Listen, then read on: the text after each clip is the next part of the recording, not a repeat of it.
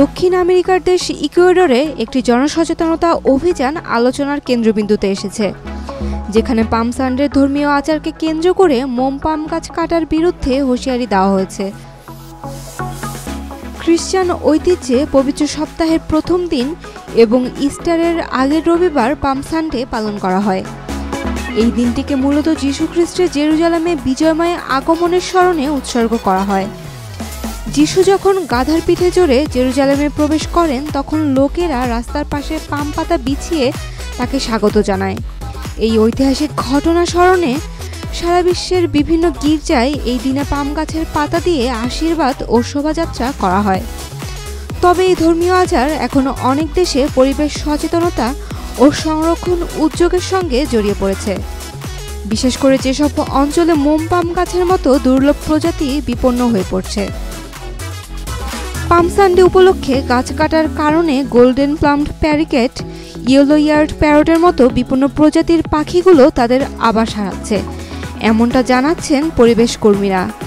দেশটির হারদিন আলাদো নামক এক পাখি উদ্ধার কেন্দ্রের পরিচর্যক দুঃখ প্রকাশ করে বলেন, আমরা ওদের গৃহহীন করে দিচ্ছি।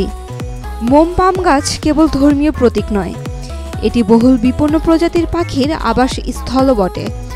পাম সানডে উপলক্ষে গাছ কেটে ফেলার কারণে এসব পাখিদের বাসা তৈরি, খাদ্য খোঁজা এবং নিরাপদ আশ্রয় পাওয়ার সম্ভাবনাও কমে যাচ্ছে, যার কারণে পাখিরা মানুষের কাছাকাছি চলে আসছে এবং বন্যপ্রাণী পাচার ও গৃহপালনের ঝুঁকিতে পড়ছে।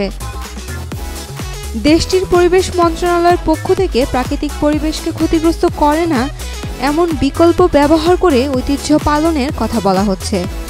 তৌকিলা খড়, সাদা বাঁশ, লরেল এবং স্থানীয় ফুলের মতো উপকরণ দ্বারা বানানো পরিবেশ বান্ধব প্রতীক দিয়ে পাম সানডে পালনের কথা বলছেন তারা। এই প্রচেষ্টায় ক্যাথলিক চার্চও একমত।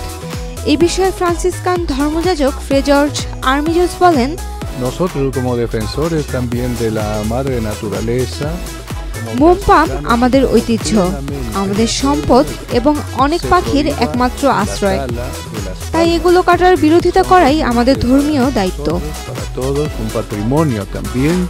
ইকুয়েডরের এই জনসচেতনতা প্রচারণার মূল বার্তাই হলো পাখিদের বাঁচাতে প্রকৃতির ওপর অতিরিক্ত চাপ না দিয়ে বিকল্প পথ খুঁজে নিতে হবে। সাইম আক্তার, ডেইলি সান।